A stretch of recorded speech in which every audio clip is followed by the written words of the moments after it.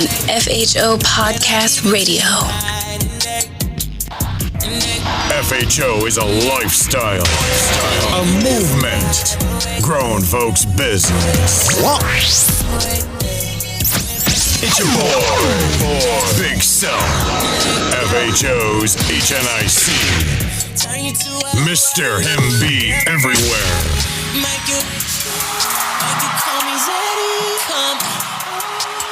Say, man, what's going on? What's happening, man? It's your boy, Big Self, FHO, HNIC. I'm in the building, man. Today, I got a special guest, and this guest is special because you got to understand this, man. This guest is special to me.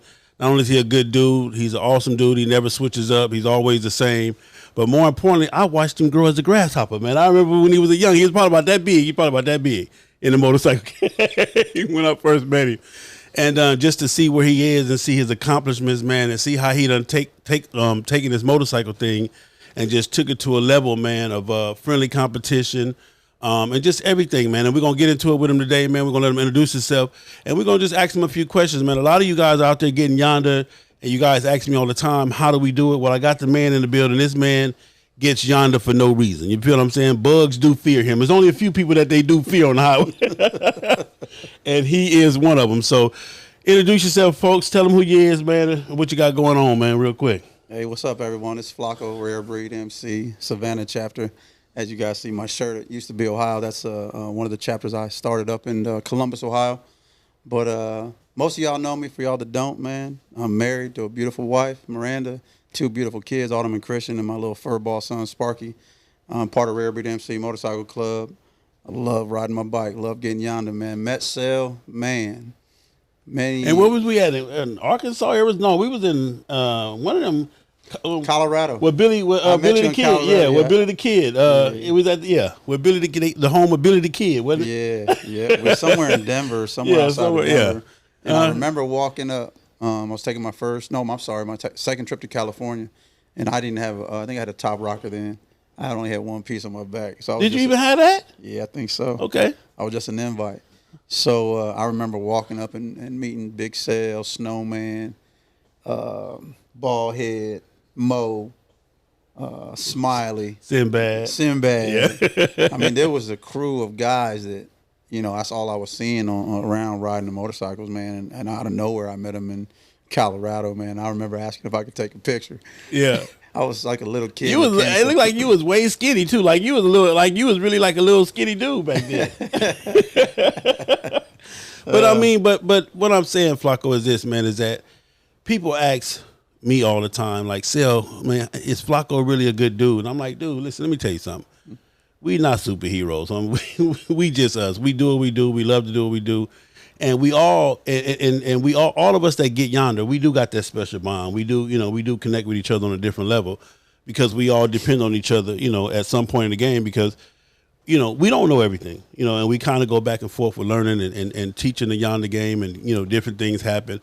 So for you, man, when you first, that first meeting, when you first stand there in front of Snowman, Highway Smiley, me, what did you ever think that you would be the one now on that Mount Rushmore? Remember we were talking about the Mount Rushmore project. You think that because if we were to do the Mount Rushmore project, you probably would have a face up on there. It'd probably be about 5 or 6 of them instead of 3 or 4. But did you ever think that back then that this is something that you would really be into as heavy as you're into it? I knew I'd be heavy into it. I guess I just didn't think putting myself on no pedestal or anything like that. And again, I don't do that, man. I don't think I'm better than anybody. Yeah. I just love to ride my motorcycle, and anybody that rocks with me, I rock with them. I mean, if anybody's ever met me knows that that's a part of my lifestyle, man. I take this brotherhood and sisterhood serious. You get what you give. Yeah. So watching you guys, it was like I said, I never thought in a million years I'd be able to ride with you or function with you or, come to your house. And, because at that time you was, to me was way up there like, wow, man. And then I remember getting up every day, turn on my Facebook every morning to see where you guys was at, to see what shenanigans you was going to be in that day. Like I know I wasn't the only one. Y'all can sit there and lie if you want. Yeah. And, because some of y'all don't like Sel or some of y'all don't like Snowman or Ballhead or whatever the case may be. But even if there was one guy in that group you didn't like, you got on there to see what they was doing because I got up every morning and turned on Facebook to see what they was getting into. And I never laughed so hard in my life. And I said, that's what I want to do. I want to ride and have fun. So let me ask you this. Back then, That's before the PM days. That's before the. What was your motorcycle? What would you ride when I met you? And I was just riding a regular old street glide. Regular old, what is it? 98 or 103? No, I was a 103. It was a 103. Yeah. Had no clue you'd be, spending the kind of money you spending now to get the, because you built some beautiful bikes, man. Yeah. Was that one of your goals too, to say, hey man, I'm gonna come in the game, I'm gonna do my thing, and when I decide to build a bike, I'm gonna build one of the most memorable bikes? That was part of your question. Definitely, and it's funny you asked that because I really thought I had a vision to build a certain bike, and the vision was set. Yeah, I already had parts at home. I rode to California and I got to LA, and when I seen all the motorcycles out there, and I seen my bike, I had my bike washed. I parked it in the corner. I didn't move it the rest of the weekend. Wow. I didn't have no motor work. I didn't have no music. I couldn't get sideways. I couldn't do wheelies. I couldn't. You couldn't hear my music. I mean, I really, back in Ohio, I was doing something. I had all Harley parts. I did have some rolling sand wheels. I didn't know nothing about PM legs or headwinds or Allen bolts. None of that. None of that. So after spending the money that I said I wasn't going to spend no more, I went back home and spent another godly amount of money. Still a certain amount of money. Stupid, So I did that bike 3 times over because I didn't know what I was doing. That same the first bike, time. the same street glide that you had when I met you. You don't even have that one no more. Huh? Nope. Nope. So after that, I learned my brothers, Punchy, Snowman, all the brothers, man, in Rare Breed, Really Fast Fred. A lot of brothers showed me, and I said, man, I like that. I said, do it. That's one thing I love about my brothers. Yeah. I laugh all the time because the most of the ideas I get from my brothers, or I might have got them from you. Your bike was parked at a party or at a function. Hey, if I like something, I take a picture. I'm going to do that. But you've been on the creative side. You've been on the innovative side, too, as far as with some of the stuff you did to your bike. Let's talk about this riding. I tell people all the time, FLAKO, there's been times in my life where I've actually pulled over in the middle of nowhere and said, what the fuck is you doing, man? Has that ever happened to you? Oh, man, most definitely. I remember texting my wife, said, man, if I wasn't so far away from home, I'd turn around. Wow. Yeah, I've had that moment. But then also I've had the moment where riding in New Mexico at sunset. Beautiful. Man, let me tell you something. Gorgeous. I walked in that, you remember that movie, Biker Boys, where they were getting that zone? Yeah. There's a yonder zone like that. Yeah, and it is. When you get that feeling, that's when it all makes sense to you. And I remember getting off the exit and getting gas. And I was standing there, and 2 other guys were getting gas, and they looked at a couple guys I was with. It was Rare Breed at the time. And said, we want whatever he's on. Because I was just zoned out. I was in a whole nother world, man. You was gold, huh? Yeah. Whatever he drinking or smoking, let me get some of That's exactly what they said. So out of all of your rides, FLAKO, what has been, and it's hard to say what has been your best ride, but what has been the most experience in time, can I say? There's one. It's not hard for me to pick because we did an all-chapter run, a little over 10,000 miles, close to 11. I rode to Los Angeles, California to pick up the mother chapter, and we did the Four Corners. Not the monumental Four Corners. I haven't done that yet, but I have done. You talking about the Four Corners, New Mexico, Arizona? Yeah. No, well, I'm talking about California, Oh, you're talking about the actual Maine, Four Corners of the United States. Okay, Florida. We did all 4. And I was finishing up my 48, I think. Or no. Fast Fred and Mr. Nate and a bunch of – so my founder, my president, my national president, they were all finishing up their 48 states. Okay. And it was something huge to me. But I got to meet Phil from the East Bay Dragons, rest in peace. Rest in peace, Phil. Eric, Easy. Easy.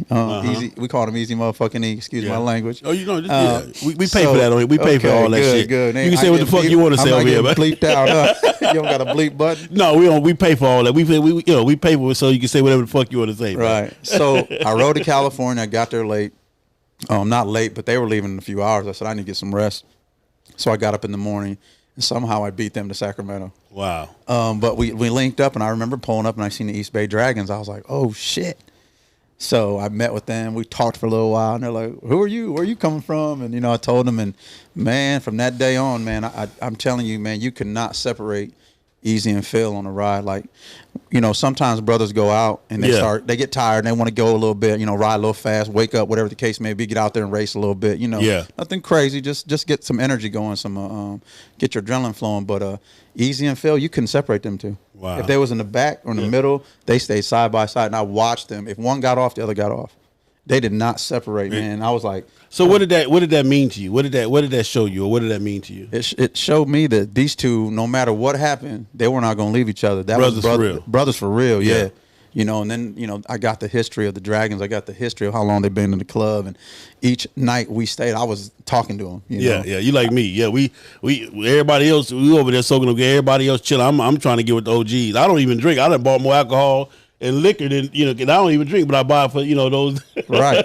I mean, we be staying in line to get our rooms in Seattle, and I'm sitting there getting all knowledge, you know. Yeah. And I'm just loving. I'm just, like I said, it was a great ride. I got to lead a pack of 14, and if you ever led the pack, which I know you have, a lot of people don't know that lead guy, man, it's a lot of work. You know, I just took 40-something to California. Yeah. From that had to be one hell of a run. 29 people I met at the gas station. Mm-hmm.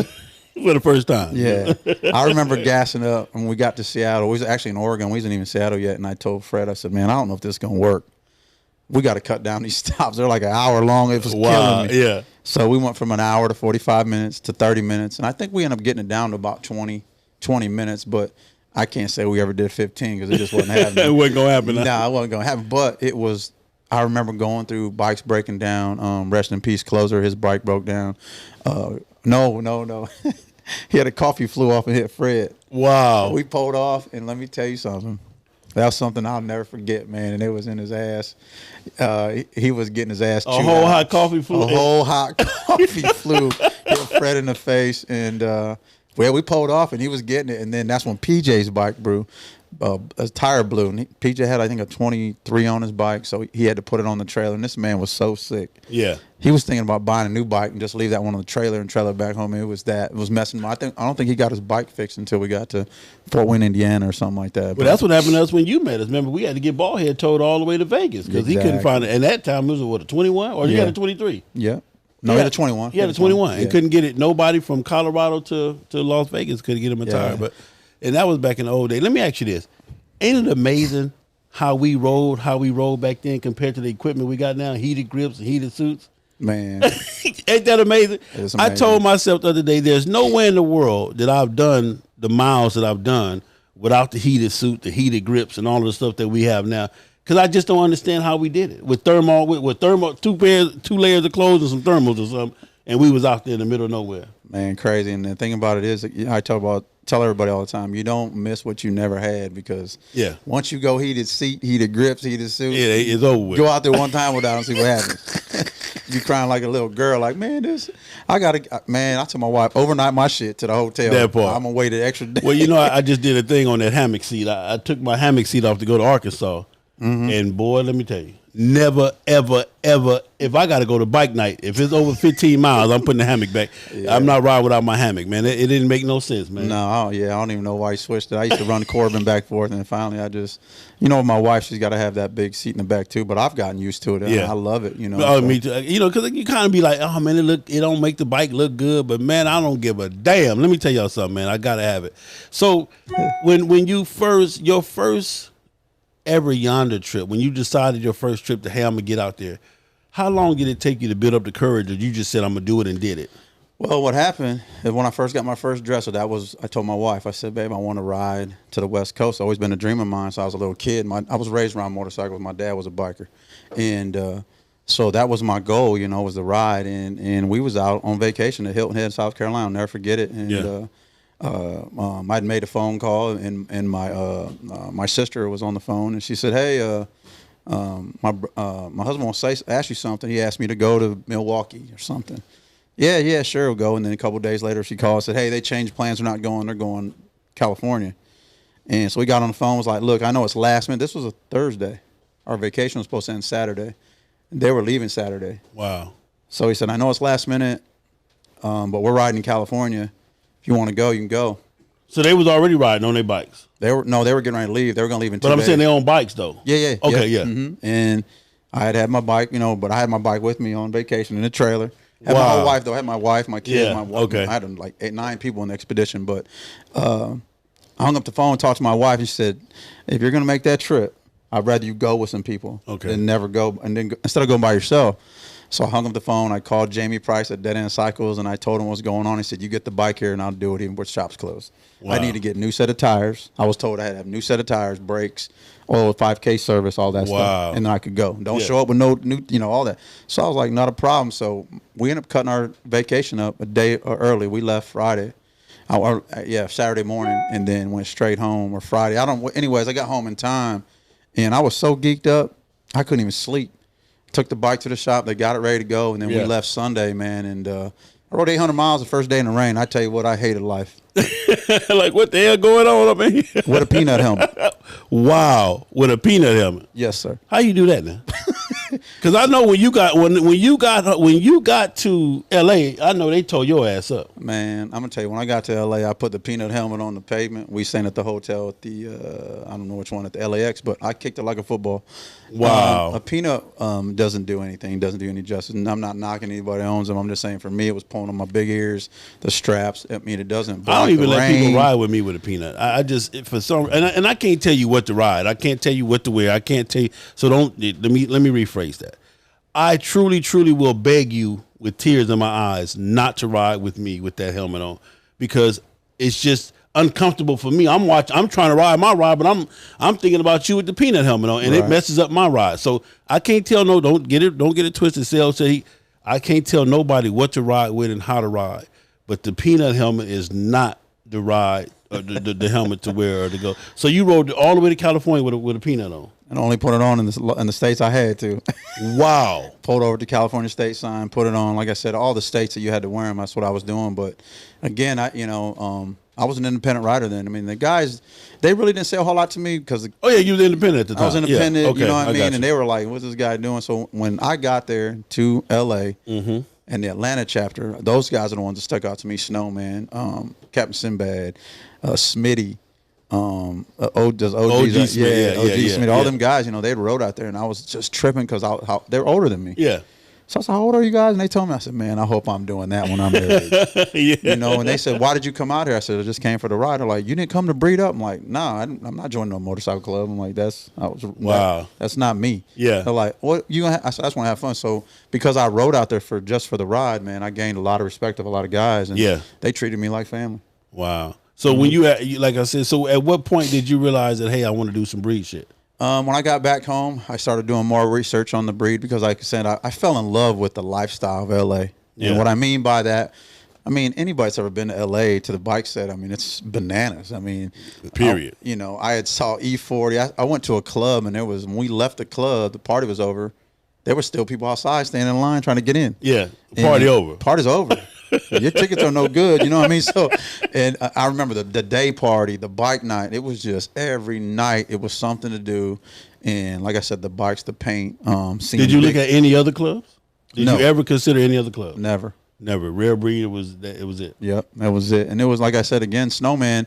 Big reason why I joined Rare Breed. Snowman from Rare Breed Atlanta. He treated me like family and didn't even know me. Yeah. And that made me feel comfortable, man. So when I got home, I did some more research, and I was like, I really like their style, and I love that they ride their bikes. And, because at that time, you got to remember, they was starting to go across and starting to do all these chapter runs, and so I'm seeing. I'm like, man, I want to, I was missing that brotherhood. I wanted, because back home, nobody rode with me. Yeah. I would ride 200-300 miles a day, and guys were like, meet you here, and they would meet me where they lived at, hour, 2 hours away. They weren't going. They weren't coming to pick me up. They weren't meeting me over there. They just weren't riding like that. I remember when I came to Ohio, when we came to hang out with you, when we went to the Hall of Fame Museum, but when you was talking about where you live compared to the clubhouse, and you was like, well, we just, and I'm like, 2.5 hours. Yeah, what? And you talking about, well, I'm finna get ready to go. Dude, what the hell is, how you finna go home? And it's you, but so I was just blown away even with that, man. And we all rode and had a good time. So let me ask you, when it comes to riding, what is it? What is it that makes you continuously ride and ride and ride? I just love being out in the wind. To me, it's therapeutic. It's my high. It's my drug of choice now. So it clears my head. I love when my wife travels with me. She's taking a break. Yeah. But she's getting back out tomorrow morning. We're going to Nashville. Rare Breed MC having their first annual chapter down in Nashville, Tennessee. But like I said, it's therapeutic for me. But what really keeps me going is seeing the new guys coming in, the Harlems and the laid backs and the Primos and the Cool Breezes. If I didn't mention your name, man, I apologize. Preach from Vegas, Gorilla Blue. There's these guys that are just taking. They leave Vegas and we're going to Sacramento to go eat some dinner. you know, and I love seeing that, man. Yeah. I love people riding for no reason, just enjoying the ride and taking pictures. And if I can give you some advice now, man, just take your time, man. And if you want to stop and take a picture, take it, because you know you might not ever get to take that ride again, or you might not take come that back route that way. again. You might not go back that way. You might not. Yeah. So, you know, I did a lot of gassing and going, man, and I did a lot of miles in a short period of time, and now I'm starting to slow down and enjoy it. I'm taking 15, 20-minute gas breaks sometimes now. Yeah, yeah. Well, I mean, but like I said, once we did it, and you know, and like I tell everybody, it's all based on the time you got to prepare for the ride. See, me and you, we like to leave a day early so we can get there a day early. So we watching everybody come in on Friday. You know, we didn't already had our time to relax and chill. So Friday morning, I'm up watching people come on in and you know get situated. So if you could change anything about how you did it, would you change anything? The only thing I would change different, I would have started off with a dresser, and I would have started off with the phone mount, the cup holder, you know, all the stuff that I said I would never have because that looks stupid. Yeah. And, you know, it looks like a grandpa Harley. And all. Yeah. I mean, I used to, you know, when I had my FXR, I said I would never ride a bagger because that's not a real Harley. Wow. And I own a couple of them now. I don't even ride my So FXR no more. you said the bagger wasn't a real Harley? Yeah. Wow. I used to pull up the guys with baggers and laugh. I'm like, yeah, that's for people my dad, I'm grandpa's age, you know. I mean, that was really what I said. I was just young and dumb, you know. Yeah. I mean, ape hangers and wide tire to stretch tank. I was just on a whole different. So how does it feel growing up? Because you say you grew up watching your dad ride. You know, to watch your dad ride, to grow up in that environment, being a father. You know, when you do have to leave and take those runs where you go in 2 and 3 weeks, how does all of that play for you? How does that work? It's my dad was gone a lot when I was younger, man. He was, like I said, he was a biker. He was a real biker, man. He worked during the week, and on the weekends he was with his biker buddies, and they were getting it in. So I never understood it, you know, as a kid. I always wanted to be with my dad, and but you know, he had a strong backbone at the house. My mother, you know, God bless her soul, she was the one that raised all 5 of his kids. I tell people all the time I would be the man I am today without my mother. So, and that's kind of what it takes for me at home. I have a wonderful support system. My wife is very, very supportive. My kids are supportive. And every time before I leave, I know this might sound crazy, but I call my family members, the ones that I can't see, and I make sure I see my kids and hug them, tell them I love them. Yeah. You know, stuff like that, because, you know, sometimes I'm gone for 2 weeks. And that's important to me because, again, we don't know when our day is going to come. So I want to make sure my family knows that I love them and I'm doing what I love. So, you know, we're good at home. Like I said, it didn't happen overnight either. Don't get it twisted. So for y'all just getting into clubs or just getting around the motorcycle set, you know, make sure your home is good, you know, before you take off, and, you know, don't leave. And I tell everybody, man, it takes a support team. You can't get Yonder by yourself. You got to have somebody at home to feed the dog, somebody to get the mail, somebody to pay the bills. So it takes a strong support team. I tell people that all the time. Like, you know, for me, it's my wife, my mom, and my dad. You know, even when I'm on the highway, hey, Papa say, hey, you know, you need some money? I'm good, Papa. You know, then Cash App will ring, or PayPal will ring. It'd be $100. You know, it don't be much. It just be that little simple, like, hey, son, you know, you got this. So it takes a whole, you can't get Yonder. Now, if you're single or something, then maybe you can get Yonder by yourself. But it takes a family, man. It takes the whole entire family, because they got to have an understanding. You feel what I'm saying? Like you said, they got to know that this is what you love to do, you know, the whole 9 yards. So it's just a beautiful thing. Anywhere that you haven't been that you want to go on your motorcycle. Alaska keeps eluding me, so I've not been there yet. And, you know, I'm going to let everybody know right now, I have a felony on my record, and it's being that you have a drug felony, they will not let you into Canada. So I've had guys go up there, Gorilla Blue, I think last week or the week before, and he was hung up for 3 hours. He was hung up for 3 hours, and they would not let him pass, and they turned him around. So I know I can't go through there. A brother of mine, I think it was PJ. I want to say it was PJ, showed me that I can ride to Seattle and I can ferry my bike and me and my bike across up into Alaska. That might be the only way I can do it. And that's not an issue? No, because you're not going through Canada. Alaska's good. Oh, okay. As long as you don't go through Canada. You just can't go through Canada. I got you. Know, so that might be the one. Like I said, that's the only place I'm in. I've been to different countries, shipped my bike to Hawaii. I've done all that. You know, I've been around. I've been all 48 states 3 times. So, you know, there's next year, me and my wife are going to do Sturgis for the 80th. Yeah, that's why, you know, we booked. You know, I got a whole 2 houses in Sturgis. You do? Yeah, Harley Davidson hooked me up. I got 2. Yeah, you need to get with. Okay, Miranda, we gotta see if they got room for us. Yeah, we got rooms for sale now. We got rooms for rent. Yeah. Room and we for checking in Wednesday. Check out Monday. We're going from the 5th through the 10th, so we're there the first week. Okay. So I don't know if you want to be there the second week, but we're there that first week. I don't care when we go, as long as it's during Sturgis. But it's 80th. Yeah, I'm already locked and loaded. Got 2 houses, the whole 9 yards. So let me ask you this: when it comes to being in the club, and if you everybody's listening to you, what is the most important thing about being in the club? When you get ready to make that commitment, make sure you have the time to do it. Time. Yep. Time, balance. You got to know how to balance your family life, your work life. For those that are self-employed, it's a little easier, but it's not. You know, I get tired of people always saying, "Well, Sel don't have a job or FLAKO don't have a job." I have a job. I got W-2 since 2011. Every year I get W-2. So you don't know what I do for a living. It's not your business, but trust me, I make good money every year. My wife makes good money, but again, because I do my own business, everybody's assumed stuff. Just like you, you have businesses on the side. And again, I've never called you and said, "Hey, Sel, listen, what are you doing to make money?" They don't give you this. No, that's not free. So, but and have the time and make sure, you know, whatever club you're hanging around or prospecting for, the hang around process is important to me. Make sure this is something you want to do, and make sure those are people you want to do it with. Have you ever saw a prospect trying to join a club and you just said to yourself, like, dude, you're not ready for this? Yeah. Yep. There was a couple times, you know, and one time it had to be like, you know, you're not ready for this, you're not ready for this, you're not ready.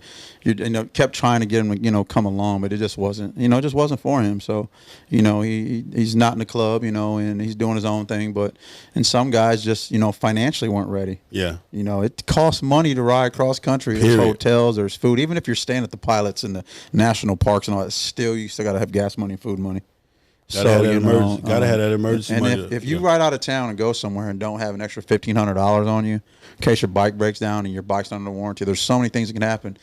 You know, but with the warranties, it makes it a little easier with the tire warranties and you know the ESPs and all. It makes it a little easier. But again, you just can't go out there. But you might even have to pay for a room for 3 or 4 days though. Exactly. You might be stuck in. I've been stuck in Texas where I had to be there for 4 days. I had to, and the room was $129, $139 a night. Yep. It might not be your bike that broke. It could have been mine. Yeah. And now you're held up because of me because you're not going to leave me. That part. So you're stuck at a whole. You didn't plan on it, but it's part of the trip. It's part of that plan. And so, yeah, it's just one of the things. Being financially set, but like I said, be ready to go to club meetings, to go to bike nights, to go to hang nights, to go to functions every weekend. I mean, if you're, like Phil said, rest in peace, what are you paying club dues for? To stay away from the club? You know, if you're going to join a motorcycle club, man, be all in, man. You know, give it everything you got, or don't waste their time. You know, be it Rare Breed MC, the Dragons, Soul Brothers, Kings of the South, whoever, second to none. I mean, it doesn't matter. All of the top. All the clubs that they're riding their motorcycles, ride, support, repeat. Yeah. You know, that's what it is. That's what it's about. It's networking, ride, support, and repeat it. Do it again after you do it, because you got a lot of people that ride and they'll support, and they think that's all they got to do. Right. No, but you got to repeat it. Ride, support, and repeat, man. More from my man FLAKO. We're going to quote that from FLAKO. Quote of the day, FLAKO. Ride, report, ride. What'd you say? What is ride, it? Support, repeat. Ride, support, and repeat. Boom, FLAKO.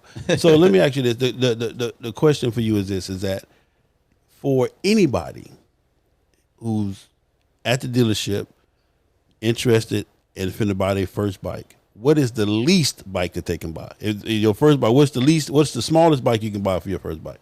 Road King. I wouldn't go any smaller than that. Road King. And you know, there are guys that make trips on them Road Kings cross country. You know, I got a club brother one time. He still rides a Road King. I can't believe. But man, I have my Street Glide, and I want to try to get back on my FXR when the Street Glide was in the shop getting some work done. No, sir. I turned around. I was like, man, I'm going home. I'm getting bugs and all that. So, I mean, honestly, I would say a Street Glide, man. That's probably should be your smallest bike, and that's just a regular Street Glide, not a full dresser, but something that's got a fairing, it's got bags. You know, you can put a tour pack on it. Because when you travel, man, I mean, you need all them accessories, man. Wow. Gotta have it. So, man, we're going to take a quick commercial break, man. And I'm going to be back with the man, the myth, the legend, my man FLAKO, man. Y'all stay tuned, man.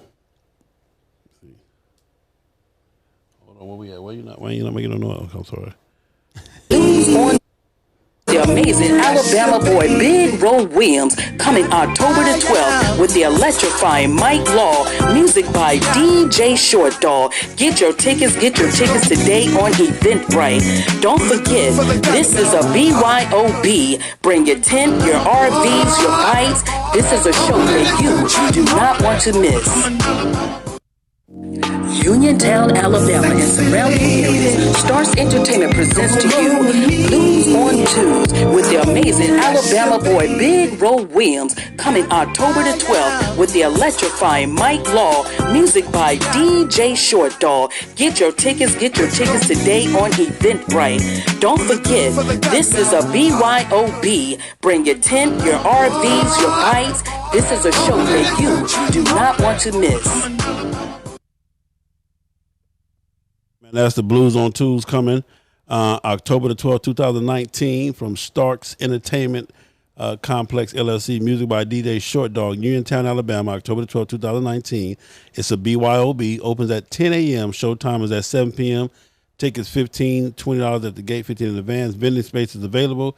Bring your tents, your RVs, and your motorcycles to hear Mike Law and Big Roll Williams perform live. Man, you can go to Eventbrite, or for information, call 205-790-2531, 205-790-2531. Man, it's going down. Blues on Twos, man. Eco One, the superior eco-friendly motorcycle and auto detailing spray. Eco One super wetting and low foaming polymer technology cleans by flowing underneath the dirt particles and lift them away from the surface. All you need to do is spray, wipe, and watch the amazing shine appear. All of this is done with very little time and effort, but the results look like you spent all day waxing your vehicle. Eco One. Don't ride dirty. Select Luxury Cars, proud sponsor of the FHO Podcast Live Show. The most diverse luxury vehicle selection in the greater Atlanta area. The highest quality customer service and unmatched nationwide pricing. Contact Mike Goodall at 678-855-2292 to schedule your appointment today. Select Luxury Cars, trusted family dealer since 1994.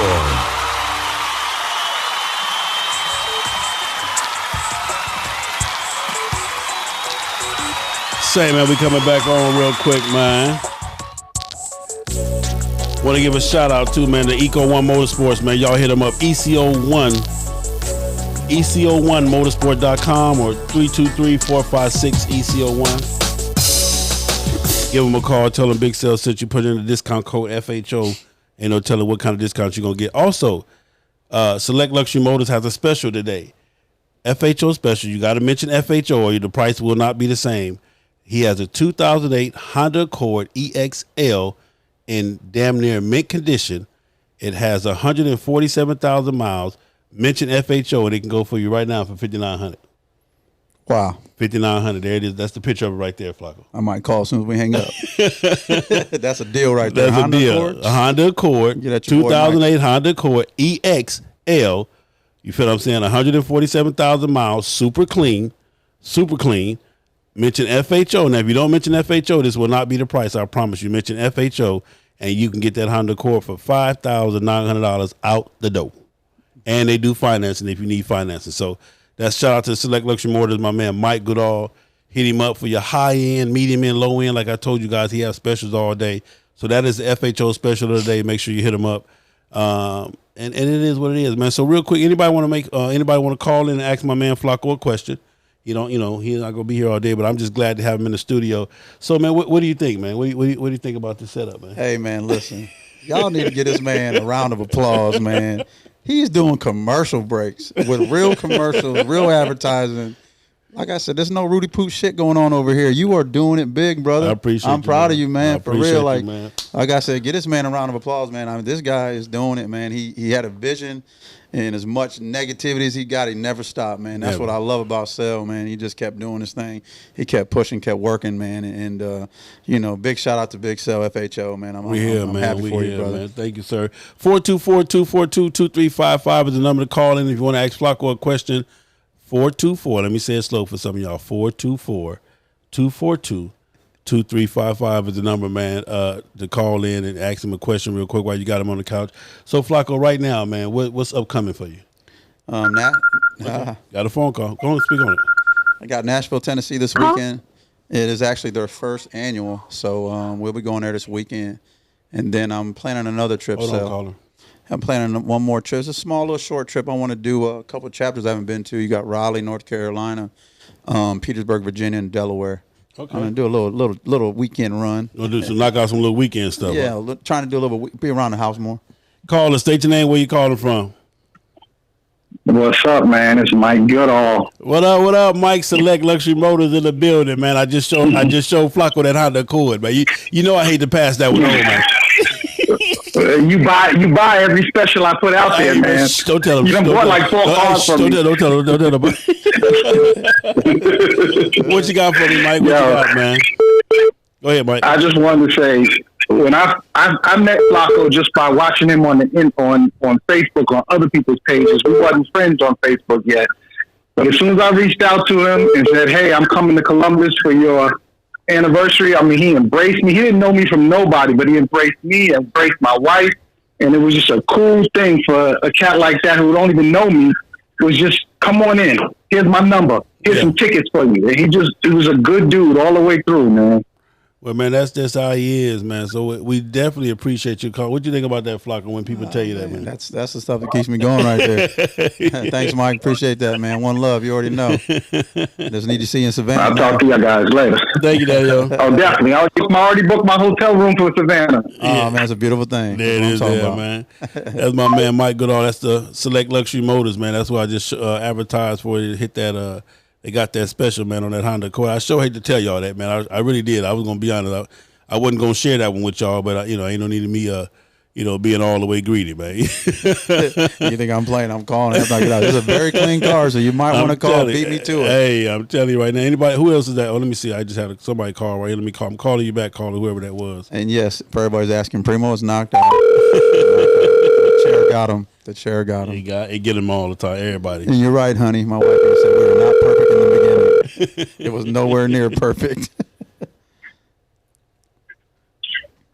I'm Red Risky. What up with it, man? It's your boy Big Sal. You live on FHO podcast. What you got, man? Hey, man, I appreciate the love, man. I just got through eating with FLAKO a few minutes ago, man, and I just want to say appreciate all the love, man, that you give, all the information. Hey, man, it is. You give a lot of information out that everybody needs. Well, I appreciate you, sir, man. I appreciate you guys keeping me honest, because that's one thing, too, I tell everybody. I can't tell you no lie, because I got too many people that know me. So right. and they will challenge me. So I got to keep it 100 with you, man. So yeah, you're right. So for you, Ryan, for you being in the game, what has been the biggest difference for you being in the game? Well, he just got through telling me about some wheels that I just bought. About my rear tire was too small. Wow. Don't tell me you got a 13-inch dating on the back. What do you got? Nah, I'm building an Ultra, man, and the Urban set is a whole lot different than our counterparts. Okay. And they were telling me the difference with the rubber, the compound of the rubber, and for going yonder, what you need to have. Yeah, you gotta have that sidewall. Gotta have that sidewall. He don't have one. He's gonna get a wobble. Oh, you don't have it, huh? Mm-hmm. Oh, okay. Yeah. Right. Yeah. Right. And that's telling me a few minutes ago, and I appreciate all the love that he tell me every time I talk to him. Well, see, that's one thing too, but you gotta understand, we get this from experience, because I'm telling you, like, I know for a fact. I done spent $1 million the wrong way on Harley Davidson, and I know he done threw away. A couple of meals. You understand? Yes, sir. So when we tell you stuff, exactly. Like I said, I didn't have a big sale. You feel what I'm saying? So you say we didn't have a big FLAKO or a big. So we had to do it all by trial and error. Like I told you guys, when Snowman put the 23 on his bike, everybody thought he was the craziest dude in the world. He was the first person to ever put a 23 on and ride across country. You feel what I'm saying? They told him he wasn't going to be able to do it. It was impossible. But we seen it done, man. We just grow. So it's one thing to have when you get around these FLAKO and everybody, all the greats, man, and you ask them these questions and they tell you something. It ain't us acting like we know everything. We just telling you, hey, bro, I can save you a few dollars right now if you're gonna change that out because it's gonna cost you later on, man. And I appreciate that because I got a 26 on my other bike, man, and that bike can't go across the street. I won't ride that bike further than Macon. Oh, baby, so him so special. Yeah. Hey, well, we appreciate the call, man. We appreciate the call, man. Okay, man. All right, y'all hold it down, man. All right. So when you run across people, have you ever run across somebody that you tried to help but they didn't want to help? You know what? Like I tell people all the time, you can lead a horse to the water, but you can't make him drink. You know, so I just, just like you said, I've spent the money 3 times over or more. You know what I mean? And if someone would have told me in the beginning to do it right the first time, I want to spend the money 3 or 4 times. I'd have been like, thank you so much. Yeah. So I just try to help people, man. And like you said, it's trial and error, man. And we've done it so many times. I know what it's going to do. I know how it's going to act. I know, servicing and tires. There's so many different things when you're getting into a yonder trip, man. Making sure your tires are good, make sure your bike's serviced, making sure you pack everything and don't pack too much and having all the right gear. It's a lot. Like I already packed my clothes for Nashville tomorrow because I'm going to get home around 9:30. Just in time to get a nap. Just in time to get a nap. Just in time to get a nap, and I got to get up in the morning and still pack my bike to make sure, I got everything there. But, the good thing is it's so hot right now, I don't have to pack nothing to be cold because we're just going to Nashville and coming back. This is a pretty easy trip. But when you take yonder, you got to pack for all seasons. That part. You got to have that emergency rain suit, that emergency heated thermal, that emergency everything. You got to have a little bit of all. Let me ask you a question. I'm gonna see. I always tell my followers this. What is to get yonder? Where do you is it okay? What's more costly, going or coming? Seems like to me it's always coming because whenever I get there, that's when the issues arise or whatever like that. When I went to LA this past back in June for the anniversary, my brake pads that I had put on were the wrong ones, so it tore my rotors. And $2,000 later, I had you know what I mean. So it always seems to be coming back. Seems to be the issue, and I had to stay an extra day, an extra room, extra night. For me, it's always when I get back the services. You got to service the motorcycle. If you went out on that tire, you came back because one day you woke up. Hey, glad you could join us. Hey, good morning, buddy. Y'all don't know my man over there out, man. Listen, I got him on video. I had him with his mouth open. I can start it again for you. I get you a double dose up in there, man.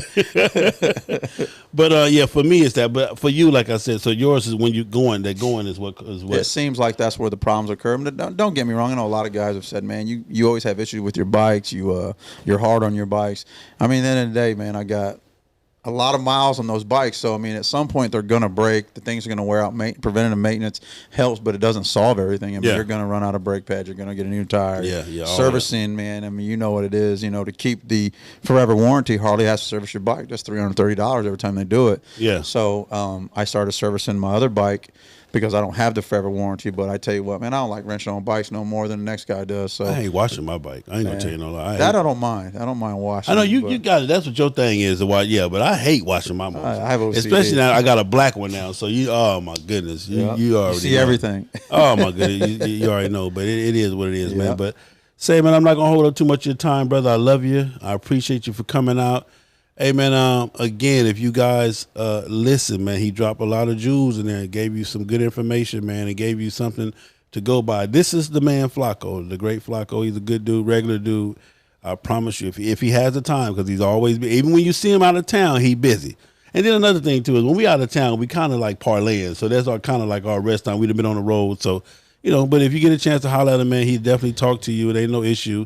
We don't think we, know bigger and better than nobody else. We out there too. And it's about riding and having fun now. That's all it is for me, adventure. I'm trying to take adventures now. I'm trying to take journeys. So it's just a cool thing, man. But it's glad to have you, man, on the couch and glad you can stop by the studio, man. Is there anything you want to leave the people with? If you can leave the people with one thing, what would it be, man? Ride, support, repeat. There it is there, man. Ride, support, and repeat, man. It's my man FLAKO, y'all, in the building, FHO style, man. God damn. Is is Big Cell. What that mouth do besides tell the truth? On FHO Podcast Radio. Say, man, yo, as always, I'll leave y'all with the 5 things. Love yourself. Keep enough love in yourself to have some love for me when I need it. Ride your ride. Stay in your own lane. Mind your business. And don't forget, 2019, you're going to ride for love and love to ride, man. That's all we ask, man. My man FLAKO in the building. Love you, brother, again. Thank you. Here's a round of applause for my man FLAKO, y'all. There it is, man. Y'all stay tuned, man. Peace out. Love y'all. There it is. Shout out to the caller. Shout out to everybody that donated on the channel, man. Let me see what I got on there. J Mac 512, appreciate you. Fred Brooks, appreciate you, brother. Appreciate the donation. Anyway, y'all stay tuned, man. Don't forget to support all the platforms, man.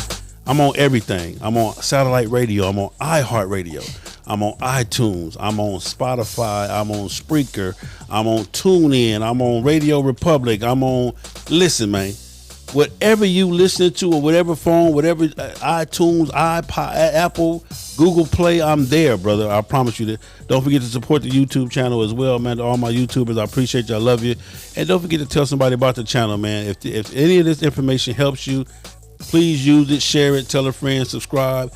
That's what matters. I know you can say, Big Cell, I mess with you. But if you're not subscribed, then you don't mess with Big Cell. You know, you can say what you want to say, but I'm just trying to tell you how it is, man. Anyway, shout out to the FHOMA family, man. We love you, man. It's your boy Big Cell FHOH, and I see I'm gone, man. See, man. You thought we was playing. We on live right now. Well, there it is, sir.